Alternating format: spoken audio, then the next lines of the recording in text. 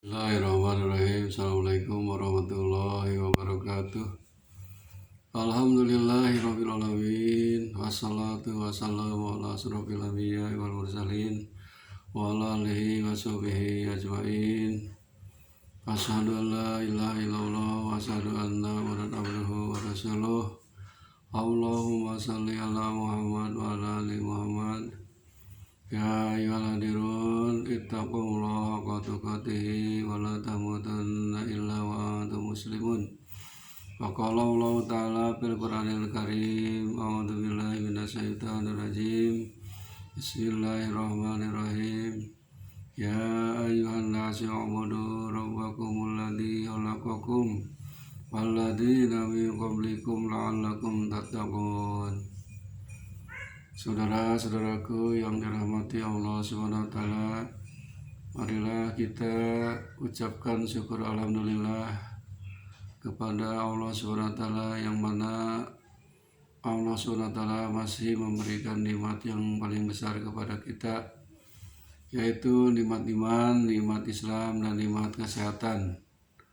Salawat serta salam mudah-mudahan dilimpahkan kepada junjungan alam Nabi Muhammad SAW, juga kepada keluarganya, para sahabatnya, dan tidak lupa kepada kita sebagai umatnya. Amin ya Allah ya Rabbal Alamin.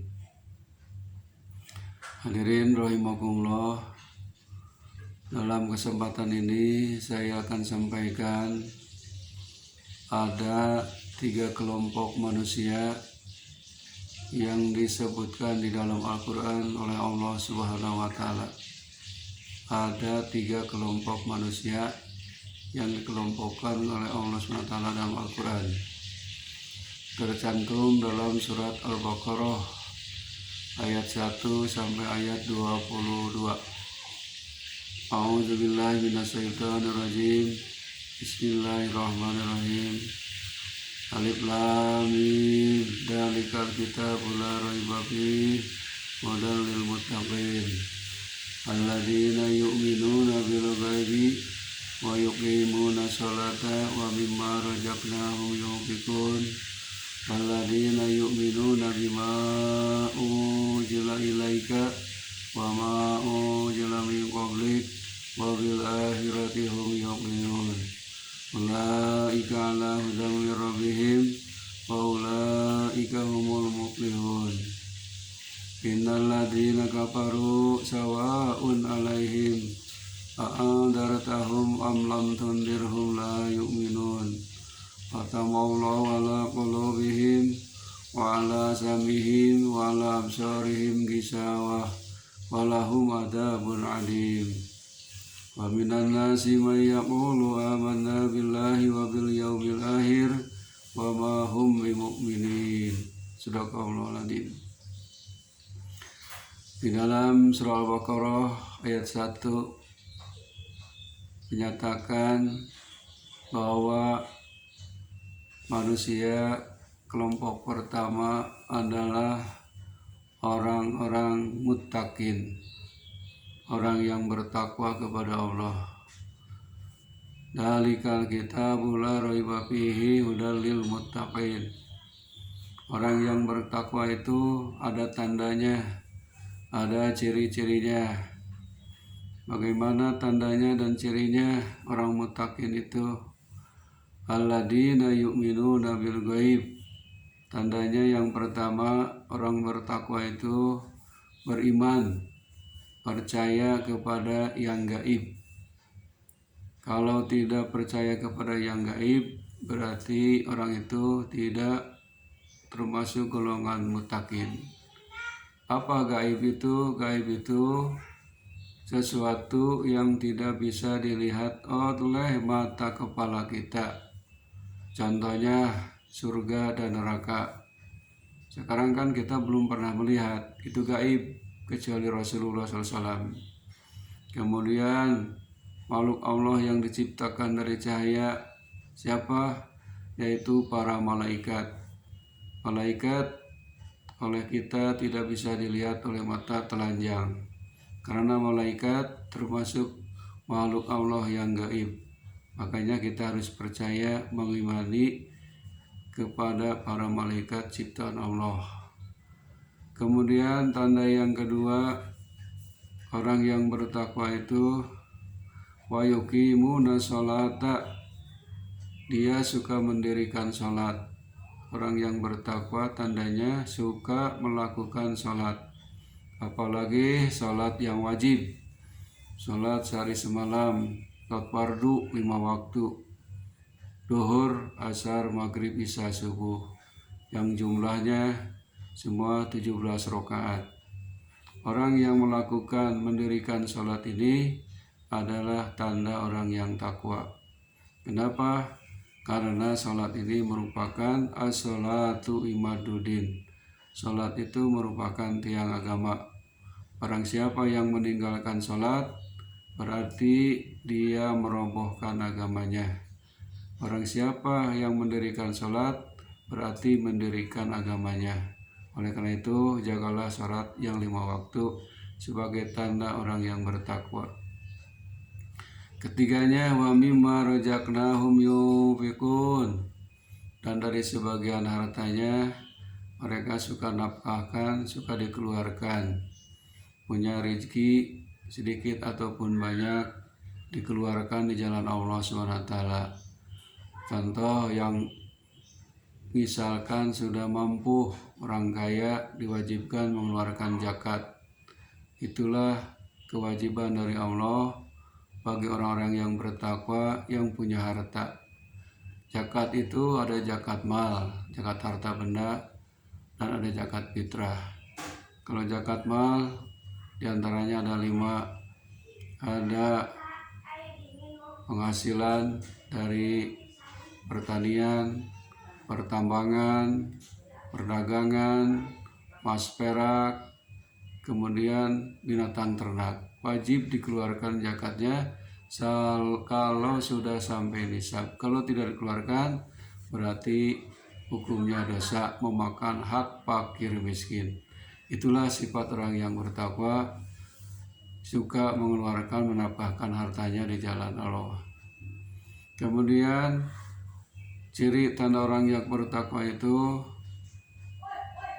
yuqimuna sholata wa mimma razaqnahum yunfiqun walladzina yu'minuna bima unzila ilaika wa ma unzila min qablik. Keempatnya, percaya, beriman kepada Al-Quran yang diturunkan kepada Nabi Muhammad SAW. Juga beriman kepada kitab-kitab sebelum Al-Quran seperti suhuf Nabi Adam, suhuf Nabi Ibrahim, suhuf Nabi Musa, Zabur, Injil, Taurat.